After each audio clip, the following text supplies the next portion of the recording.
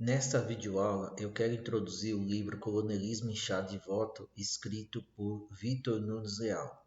Aqui eu apenas vou expor o prefácio escrito pelo advogado e jornalista Barbosa Lima Sobrinho e também vou expor uma nota do professor Basílio de Magalhães a respeito do livro, uma nota anexada no próprio livro do Vitor Nunes Leal.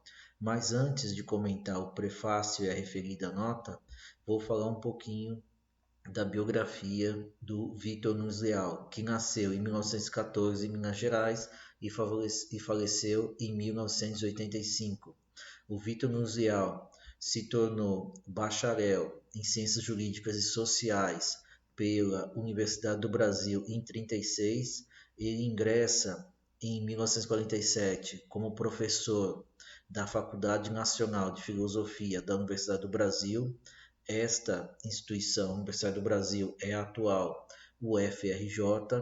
Ele ingressa com a tese O Municipalismo e o Regime Representativo no Brasil, uma contribuição para o estudo do coronelismo.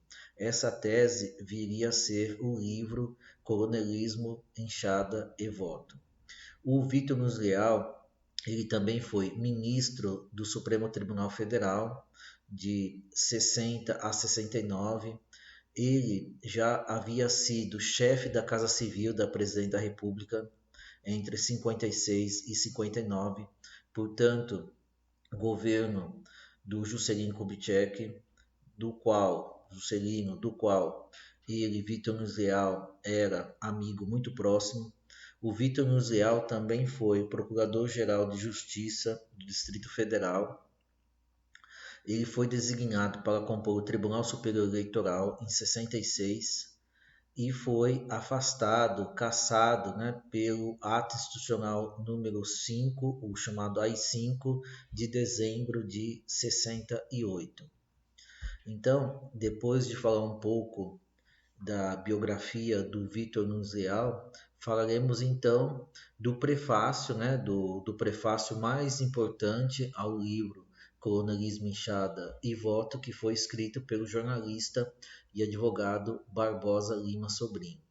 Então, o Barbosa Lima Sobrinho, ele começa lembrando, que a Guarda Nacional, criada em 1831, tem uma importante relação com o que viria a ser o coronelismo, esse sistema, esse instituto, digamos assim, esse sistema propriamente dito que nós chamamos de coronelismo. Então, diz o Barbosa Lima Sobrinho, que a patente de coronel correspondia a um comando municipal ou regional, por sua vez, dependente do prestígio econômico ou social de seu titular. Então, com a criação da Guarda Nacional em 31, era coronel aquele que comprava, que tinha recursos para comprar as patentes de coronel. No entanto, o Barbosa Sobrinho diz: com o tempo, as patentes passam a ser avaliadas em dinheiro e concedidas àqueles dispostos a pagar pelo poder público. Então, o coronel, como já é colocado, ele vai ser principalmente aquele que compra a patente. Ele não era, esse coronel da Guarda Nacional, não era um militar de carreira. Ele era aquele sujeito que tinha terras, que tinha posses e, portanto, condição de comprar as patentes de coronel da Guarda Nacional. Então, aí diz o Barbosa Lima Sobrinho, o que é fundamental para a gente. As patentes traduziam prestígio real. No fundo estaria o latifúndio. Então, é a questão da concentração da propriedade da terra que dava prestígio, principalmente riqueza, recursos, para que os chamados coronéis, ou futuros coronéis, comprassem as patentes de coronel da Guarda Nacional, sendo que o posto mais alto da Guarda Nacional era justamente o posto de coronel. Então diz o Barbosa Lima Sobrinho: a base do poder vem, se não da propriedade, pelo menos da riqueza. Aqui tem uma certa divergência com o que vai falar o Vitor Nunes Leal mais adiante, porque o Victor Nuzial vai dizer o que está por trás do coronelismo é mesmo a concentração da terra, é mesmo o latifúndio. Então, o próprio Barbosa Lima Sobrinho faz uma distinção, né, entre a área dos comícios, né, sensíveis à propaganda em praça pública versus as áreas dos cochichos, né, que é mais no âmbito das instituições, né, do Estado propriamente dito. Então, dependendo das instruções recebidas dos potentados locais. Com o avanço do colorismo, o que está dizendo o Barbosa Lima Sobrinho? Se amplia, né, essa área aqui dos comícios, né, do contato do líder político, né, com os eleitores. Né? Então, é a ideia aqui de que a área de comício é sensível, ela se dá em praça pública, no âmbito do público propriamente dito. Né? Então, ela tende a se estender, né, versus aqueles conchavos. Né? Antes do coronelismo, a política era mais no âmbito mesmo das elites, dos conchavos, né? Digamos assim, mais por trás do palco. Né? Isso continua a existir, evidentemente, mas com o coronelismo se amplia, né, a áreas dos comícios, digamos assim, né, em praça pública. Né? Daqui a pouco, ou numa outra oportunidade, nós vamos ver, né, esse movimento do coronel de levar, né, os eleitores até a boca da urna. Né? Então, esse movimento, né, da praça pública, do comício, né, do contato, né, com o eleitor, aumenta aí com a institucionalização do coronelismo. Então ele diz, com a expansão dos instrumentos de propaganda, a segunda diminui a favor da primeira. Então, conforme vamos avançando, tanto no coronelismo quanto, né, nas formas de se fazer propaganda eleitoral, são cada vez mais comuns e importantes os comícios. Né? Hoje essa realidade também mudou porque nós temos aí um novo fenômeno que é o das redes sociais, mas de qualquer forma essa necessidade, né, de um contato cada vez maior, né, com os eleitores tende sempre a aumentar, mesmo em época de avanço de redes sociais. Continuando, o Barbosa Lima Sobrinho, ele fala aqui, com as palavras dele é verdade, de um subproduto do coronelismo, que é o filiotismo. Então ele diz, ó, expresso num regime de favores aos amigos e de perseguição aos adversários. Então, o coronelismo vai ter essa característica, né? Quer dizer, o próprio Vitor Nuzial vai pegar uma série de frases que até hoje são comuns, né? São ditas, né, no meio político. Aos amigos tudo, para os inimigos a lei. Né? Então, esse tipo de prática, infelizmente, continua no nosso país. Né? Então, essa ideia do coronelismo e do filhotismo como um subproduto, como algo expresso no regime de favores, né, aos amigos e de perseguição aos adversários. Então, é como se fossem os dois lados de uma mesma moeda, que é o coronelismo, né? Favores aos amigos e perseguição aos adversários, embora essa seja apenas uma das características do coronelismo. Então, para manter a liderança, o coronel sente a necessidade de se apresentar como campeão de melhoramentos locais. Então, aqui bem dizer, é uma reprodução de uma tese, né, do Victor Nuzial. Né? O Victor Nuzial vai dizer, para sustentar o poder político local, o coronel ele precisa, né, fazer também, não só reprimir, né, não só favorecer aos amigos, né, mas também promover alguns melhoramentos locais, né, um posto de saúde, uma escola. Né, quer dizer, para certos autores, o coronelismo vai girar em torno apenas dos interesses particulares, do privatismo. Mas o Victor Nuzial vai dizer, há privatismo, mas há também essa necessidade, né, de se apresentar como um campeão dos melhoramentos locais, né? De fazer alguma coisa para ali a sua região. Caso contrário, esse coronel termina sendo substituído por outro, né?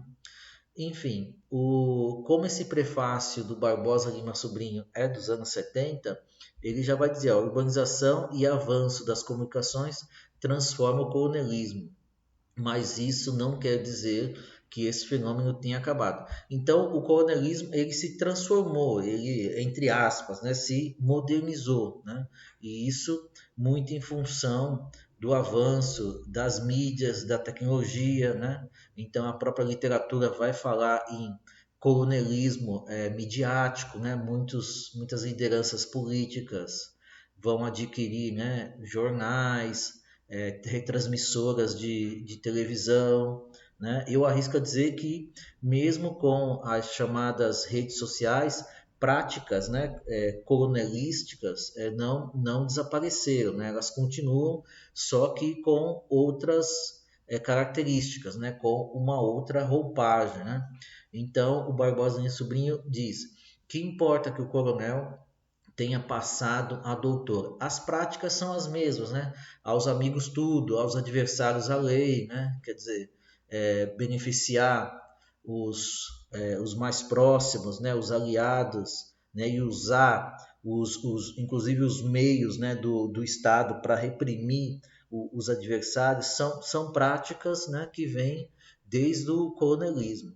Então, o fenômeno do coronelismo persiste, até mesmo como reflexo de uma situação de distorção de renda. Então, ainda na época, né, quando o livro é escrito, anos 40, e evidentemente no período, né, que é estudado, né, que é analisado o coronelismo, que é mais durante o Brasil República Velha, mais pós-República Velha e passando pelos anos 70, e até hoje, né, o coronelismo, práticas coronelísticas, como eu coloquei, persistem, né, mesmo porque o Brasil continua sendo um país muito desigual, né, uma distorção de renda gritante, que, conforme nós veremos, né, numa outra oportunidade, continua e produz, de fato, uma distorção no que nós chamamos de representação, de exercício da cidadania, enfim. Então, ainda é muito comum, né, práticas como compra de voto, né, o chamado filhotismo, que é também a distribuição de cargos, né, para os apadrinhados, né, a realização de pequenos favores, perseguições, usando, né, os instrumentos do Estado para perseguir adversários. Todas essas práticas continuam, né, apesar das mudanças ocorridas no âmbito do coronelismo. Então, aí que está, o desamparo em que vive o cidadão concorre para a continuação do coronelismo, arvorado em protetor ou defensor natural de um homem sem direitos. Então, o coronel, né, o líder político local, ainda é visto, né, como um protetor daqueles desassistidos, né, sem direitos, sem cidadania. Então, mesmo com o rádio e a televisão, ele vai dizer, ó, não acabaram com o coronelismo, não enfatizam as lideranças locais com as quais os poderes federais e estaduais terão que se entender para as composições políticas de que vão depender. Então ele está dizendo aqui, é o prefácio, lembra, dos anos 70, né? Então ele está dizendo que rádio e principalmente televisão ainda não atinge, né, todo o território nacional, né? Então há ainda uma dependência, né, de contato direto, né, com os eleitores, né? E mesmo em época de redes sociais, esse contato continua sendo necessário. Inclusive é um contato mais direto, proporcionado, inclusive, pelas redes sociais. E coloco novamente o que eu falei, né? As práticas coronelísticas, de, de aos amigos tudo, aos adversários a lei, né, de favorecer correligionários, enfim, e executar primeiro pequenos favores que muitas vezes até infringem a lei, continuam sendo práticas comuns do nosso sistema eleitoral e do nosso sistema político, mesmo, repito, em tempos não só agora de rádio e televisão, mas também de redes sociais. Então, continua pôs o coronelismo sobre novas bases numa evolução natural condicionada pelos diversos fatores que determinam o seu poder ou a sua autoridade. Então, é correto dizer que o livro do Vítor Nunes Leal continua importante, né?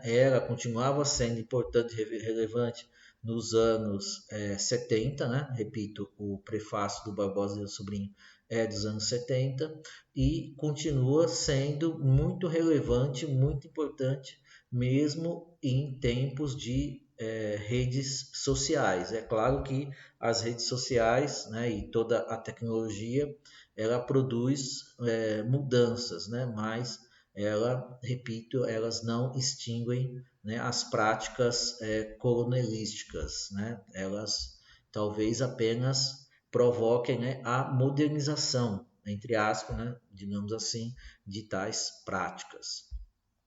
Passando agora para os comentários, né, em relação à nota do professor Basílio de Magalhães, esse professor vai comentar, vai dizer que os autênticos ou falsos coronéis da extinta Guarda Nacional, com efeito, além dos que realmente ocupavam nela tal posto, o tratamento de coronel começou desde logo a ser dado pelos sertanejos a todo e qualquer chefe político, a todo e qualquer potentado. Então, é a ideia de que o termo coronel, coronelismo, né, tem as suas raízes na criação da Guarda Nacional, porque, como vimos, né, coronel era aquele que comprava, né, não apenas, mas principalmente era aquele que comprava as patentes de coronel da Guarda Nacional. Mas a Guarda Nacional durou por pouco tempo e mesmo quando ela desaparece, o termo coronel, né, o líder político, né,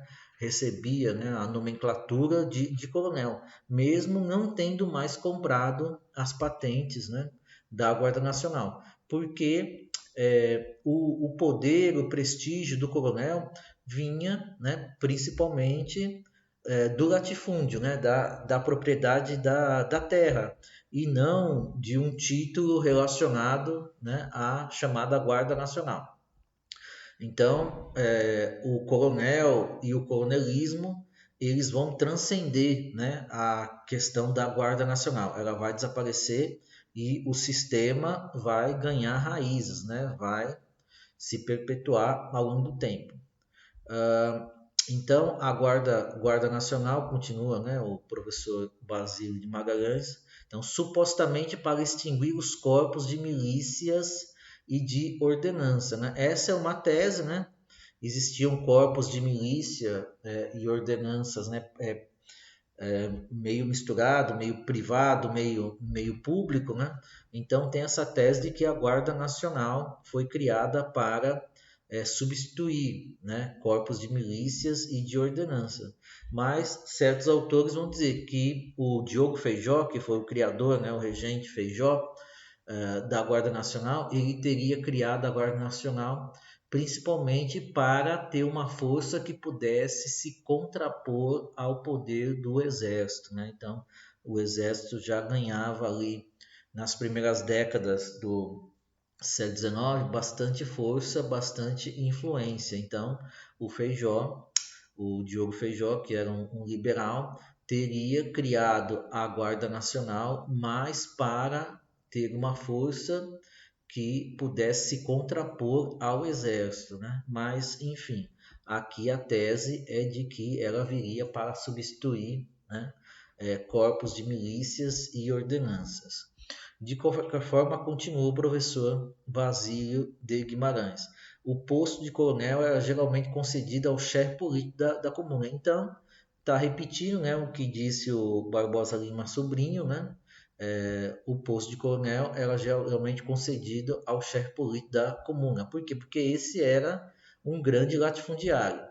Ele e os outros oficiais, uma vez inteirados das respectivas nomeações tratavam logo de obter as patentes, pagando-lhes os emolumentos e averbações, para que pudessem elas produzir os seus efeitos legais. Então, só detalhando, né, quer dizer, as patentes eram compradas, né, quer dizer, quem tinha posse da terra e, portanto, alguma riqueza, né, pagava as taxas, né, os emolumentos, averbações, para adquirir oficialmente as patentes. Mas, como já dito, isso vai ficar mais no passado, né? Com o fim da Guarda Nacional, o coronel vai continuar, né? Mesmo sem patente, ele vai ser chamado de coronel, porque ele é o líder político local e ele é o líder político local porque ele tem a posse de grandes propriedades, né? Ele a propriedade é na forma, né, de grandes latifúndios, né? Então, daí que vem a sua influência, mesmo porque o Vitor Nunes Leal vai dizer, né, que nesse latifúndio vivia, né, milhares de pessoas que eram dependentes, né, desse grande fazendeiro, desse coronel, né? Então, eram de ordinário os mais opulentes fazendeiros e os comerciantes industriais mais abastados, os que exerciam em cada município o comando em chefe da Guarda Nacional, ao mesmo tempo que a direção política quase ditatorial, senão patriarcal, que lhes confiava o governo provincial. Então, essa ideia, né, de que o poder vem antes, né, da riqueza, né, mas com o acesso, né, aos instrumentos de poder propriamente dito, disponibilizado pelo Estado, em particular pelo governo de cada Estado, o coronel vai exercer no âmbito local uma direção, né, bem dizer, ditatorial, né, patriarcal. Ele vai ser, né, o dono das ações, né? Mas sem esquecer daquilo que eu já falei em passando, mas que vai ser muito importante na obra do Vitor Museal. Esse coronel ele tem que fazer alguma coisa também em benefício público, né? Ele tem que trazer algum benefício público para ali a sua comunidade, senão ele corre o risco de ser substituído por um outro chefe local, por um outro coronel. Então, além do comando em chefe da Guarda Nacional, exercia o município o comando em chefe da Guarda Nacional, né? Enfim, ao mesmo tempo que a direção política quase ditatorial, senão patriarcal, que lhes confiava o governo provincial. Então aqui na verdade tá um pouco truncado, né? Tá misturando, né? O que já foi dito aqui, mas o importante é ficar bem claro que o coronel ele vai exercer, né, no âmbito local o poder de fato. Aí vai continuar, né, o professor Basílio de Magalhães. Mas o sistema ficou arraigado de tal modo na mentalidade sertaneja que até hoje recebem popularmente o tratamento de coronéis, os que têm em mãos o bastão de comando da política edílica ou os chefes de partidos de maior influência na comuna, isto é, os mandões dos corrilhos. Então, de fato, né, então como já dito, né, todo esse sistema vai transcender a Guarda Nacional, repito, ela vai desaparecer e o sistema vai continuar. E até hoje nós temos, né, práticas, não só práticas coronelísticas, mas coronéis, né, líderes políticos que dominam, controlam, né, todo um município, né? E ao controlar, né, todo um município, exercem, né, influência em vários setores, em várias searas, indicam apoiadores, né, para cargos chaves, né, quer dizer, exercem grande influência, né, em relação à política local e é uma das teses também do Vitor Nuzial, né? O líder político local ele tem uma espécie de compromisso, né, em especial com o governador do estado, né? O que possibilita, né, o acesso a recursos que um outro líder político não pode ter se não tem, né, a proximidade junto ao governador de estado. Enfim, são uma série de questões, né, que ficarão bem mais claras quando a gente entrar no livro propriamente dito em uma outra videoaula. Aqui o interessante é mencionar, né, que o autor, aqui no caso o autor da nota, né, o professor Basílio de Magalhães, ele menciona uma série de coronéis, né, principalmente do Nordeste, né, e ele chega a mencionar dois coronéis influentes na região do Vale do São Francisco, o coronel Franklin, né, de Pilão Arcado, e o coronel Janjão de Centro-Sé. Enfim, então aqui é só o prefácio e essa nota, né?